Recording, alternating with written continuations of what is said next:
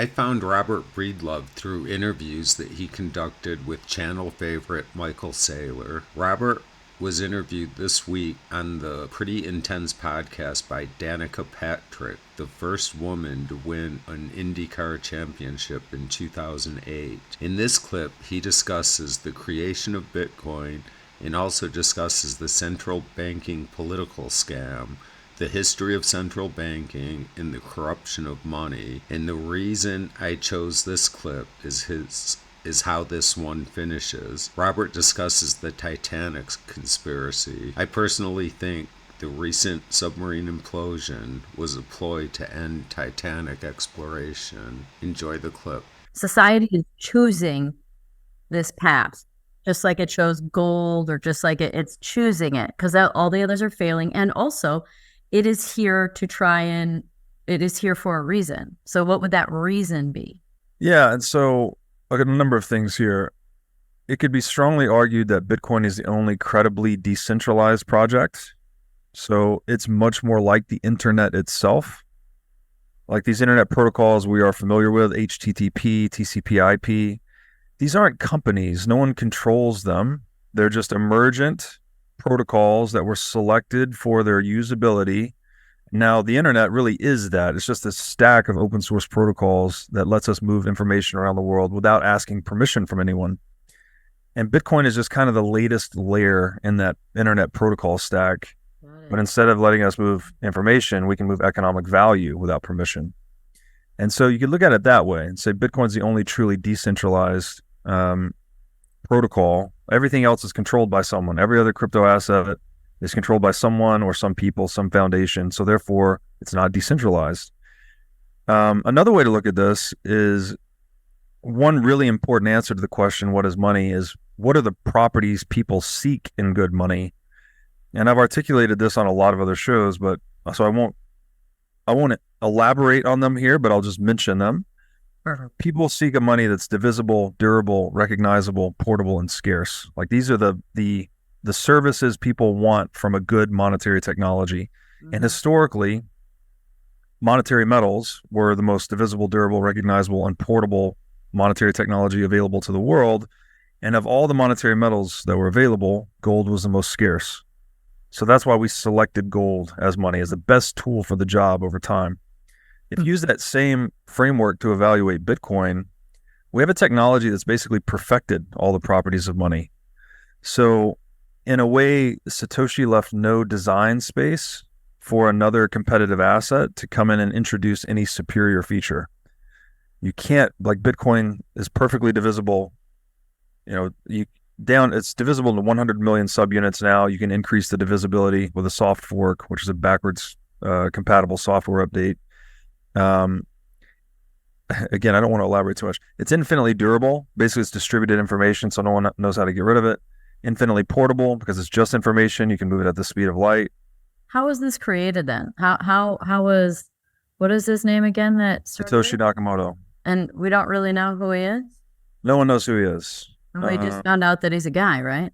Kind of. He identified himself as a guy, so we'll take him at his word. Could he be just like an emerging AI? There's a lot of theories out there. He's an alien. He's a time traveler. Yeah, who knows? But he just released this open source software project into a chat room of cypherpunks, which are a group of people that had been trying to crack non-state digital cash for like 25 years. So he released the project into the right group that would start to adopt it and use it. And it just grew organically from there. Bitcoin's also perfectly recognizable because you can audit the whole supply. And then finally, it's perfectly scarce in that it's a fixed supply asset. There's no such thing as a fixed supply asset in the physical world. You can't guarantee a fixed supply, but in the digital world with Bitcoin, you can. And that's, probably heard of the 21 million hard cap for Bitcoin, which is one of its most important features because you can't be diluted or debased over time through the printing of money. So it's money we can't print. For someone like myself, or probably a lot of people, like what happens with my money?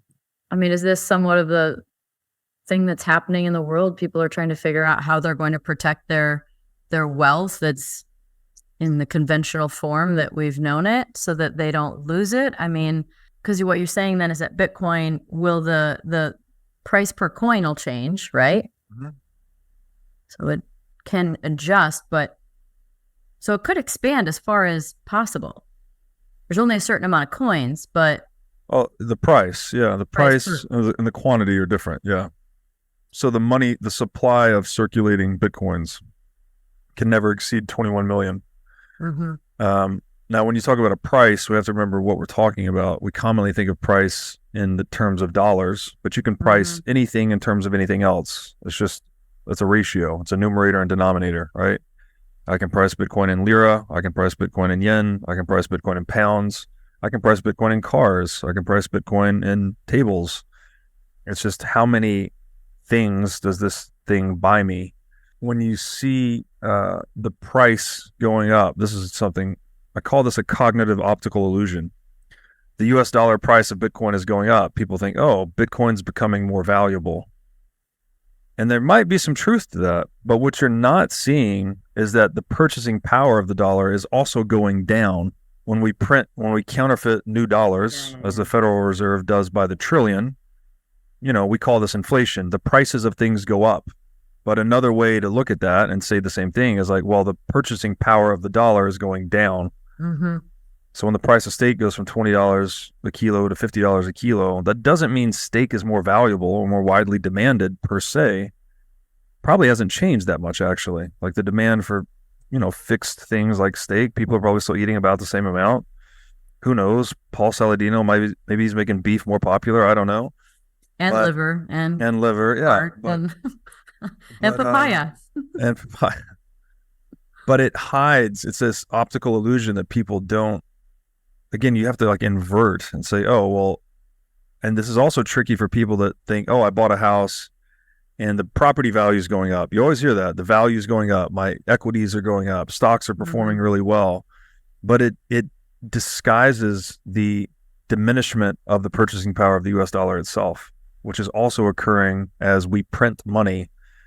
And we have printed a lot of money over the past 3 years. I think roughly 50% of the US dollars in circulation were produced over the past 3 years. No way. And the Federal Reserve has been producing dollars since 1913. So 110 years of US dollar production, half of them were produced in the past 3 years. So if you imagine that chart, right, like a long, steady increase in US dollars in the past 3 years is just a vertical line. Seems like a bullet train that just doubled its speed. That's right. Wall. Yes, that's right. And of course, you hear a lot about inflation, but mainstream media is always calling it Putin's inflation or supply chain disruptions causing inflation. I even saw something ridiculous in Europe that they were saying the Beyonce concert caused inflation. They'll assign Taylor blame. Swift. They'll blame anything other than the mass counterfeiting of currency that the central bank perpetrates. Wow. Which is the blatant, obvious answer. History is political authority?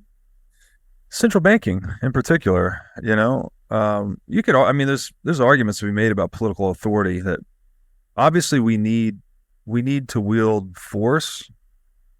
We have to deal with the realities of physical force, right? If someone coerces or hurts someone, well, we need some type of apparatus to deal with that criminal, right? You need prisons, you need security, etc. So I wouldn't say political force is necessarily the scam, but central banking is definitely a scam. It's just a pyramid scheme. Those that can print money are able to steal from those who cannot print money, and those who can print money enforce their privilege with guns and laws, basically. And so it's a form of legal plunder, to use a term from Bastian. Has this happened in history before? Is there a track record of what's happened in the past when on this path? Yeah, there's a great book by Nick Bhatia, my friend in LA. It's called Layered Money. Very easy read, probably 2 to 4 hours, and he goes through the history of central banking. I think it started originally in the 1600s in Antwerp, and then the Bank of England was a major central bank for a long time. A lot of the reasoning behind the American Revolution was to escape the grip of the Bank of England. And then we have the Federal Reserve here in the United States, which again, that book, The Creature from Jekyll Island, I think is a must read for everybody. It's a nonfiction book, but it reads like a literary investigation novel. And it's really, really good. And so, yeah, central banks increase wealth inequality. You're stealing from the poor and giving to the rich. A lot of the stolen purchasing power is used to fund warfare. They typically fund both sides of the conflict because you can't lose that way, right? You're just making loans to both sides, both combatants in a conflict, which obviously drives the scale, scope, and severity of warfare. There's a good argument to be made that neither World War I nor World War II would have been possible to the scope that they were possible without central banking. Typically, a warring state is confined to their own balance sheet, right? They can only afford to spend on combat what they have in their treasury. Mm-hmm. So they have a war chest, as you might say, that is limited. Yeah. But when you can counterfeit currency, all of a sudden you can steal the savings of everyone using the currency. So you expand your war chest to the entire savings of society. So you can go to war for much longer, and wars become much more brutal and violent and, enduring, et cetera, et cetera. So that's all a consequence of central banking. I think there's a strong argument to be made as well that a lot of the mainstream media bullshit, propaganda, psyops, corruption of language, all of these deceptions we see propagating in modernity, a lot of this is driven by central banking because you're incentivized to keep the population confused and divided amongst themselves such that you can keep pointing out different boogeymen for all the problems. All the while, you just keep printing currency, taxing them via inflation, and you keep the scheme going. So it's a classic divide and conquer technique. And so it's kind of a weird metaphysical claim, but when you make the money bullshit, right? You make the money a lie. It's no longer what the market selected it to be. The whole world gets awash in bullshit. I had a guest recently that answered the question, what is money? He said it's a symbolic, how did he put this? It's a symbolic structure for the exchange of life energy. And so when you dilute money, you're diluting the exchange of life energy. And in a very real sense, when we dilute money, we get a loss of truth, right? Society drifts from truth. You get all this mainstream media nonsense that we're all awash in today, wokeism, all this cultural degeneration. You get warfare. So you get real loss of life, real loss of capital and wealth destroyed in war. It's the most expensive and self-destructive enterprise humans can engage in is warfare. Nobody wins. I mean, you could say the central bankers win because they loan to both sides, they collect interest and roll on, but no one, like collectively, no one wins. We regress as a species. It kind of takes you back to that big question, like what is money? I don't know. It's like the lifeblood of the human species. And so when we corrupt the money, we corrupt our blood and we suffer from all these socioeconomic pathologies. And if that's correct, then Bitcoin as incorruptible money is something that's very important for creating a sustainable civilization and a less violent human enterprise, and one that's characterized by more human flourishing. I mean, I'd like to think it's all the things that you said would maybe be the polarity to it, but money also, it's like, I've thought many times, like, why don't we just take money away and trade our talents? Why don't we, if I can build a house, then you can do the plumbing and someone else can do gardening and plant the vegetables and, or the fruits if you're a Paul Saladino guy. And like you can trade your services. But if there's a lagging people in the culture, then, it could get skewed, right? So it's kind of like an honesty. It's like almost like it keeps people honest. If you want to be able to do something, buy something, you need to have done something for the money to do it, to sort of like make the trade more fair. Yeah. But it keeps you honest when the money's honest. Right. But the money's not honest. The money's not honest because, as you said earlier, right, we're all working for dollars. Everyone that's not a shareholder of a central bank has to work to accumulate dollars. That's If right. you're the shareholder of a central bank, you just hit Control P and you have more dollars. So who is it then? Like, I mean, and is So the big banks own the central bank in the U.S. and then and it's actually very difficult to uncover who the actual individuals are that ultimately have ultimate beneficial ownership of the central bank. But the big banks own the central bank, and then you could look at the shareholders of the big banks. But a lot of families jump out immediately that you've probably heard of, the Rothschilds. Rockefeller. Yeah, yes, exactly.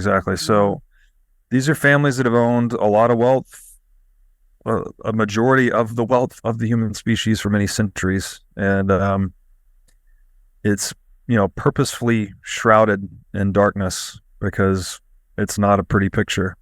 Do you believe in the Titanic conspiracy about the guys that were on the boat were opposing the Federal Reserve, and the ones that wanted it were not on the boat, and one got off just before or something like that? And that's right. Yeah. So it's a very interesting theory. I don't know if it's true or not. I did hear your esoteric thoughts. I thought maybe conspiracies fell under that. Oh, definitely. I'm very much a conspiracy theorist. People are going to label me, but we need to retitle conspiracy theorist, by the way. It just means ideas that might be true. Well, I mean, so the original term conspiracy theorist, I think, was created by the CIA post JFK's assassination, right? To try and diminish that truth seeking. Which RFK just said that they killed him. Yeah, he did. Yeah, we were on a Spaces with him the other day, and he had a lot to say about that.